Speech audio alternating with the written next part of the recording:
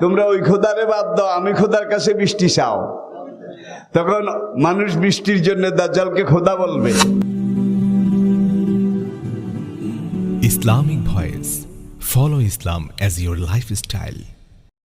দাজ্জাল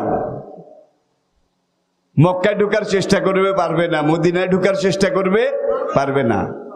40 দিনে সে পুরা দুনিয়া ঘুরে বেড়াবে। আর গতকাল বলেছি দাজ্জালের যেই গাধা হাদিসে গাধা যেই বাহন হবে, সেটার গতি সেকেন্ডে 92 কিলোমিটার হবে। সেকেন্ডে 92 কিলোমিটার, ঘন্টায় মিনিটে,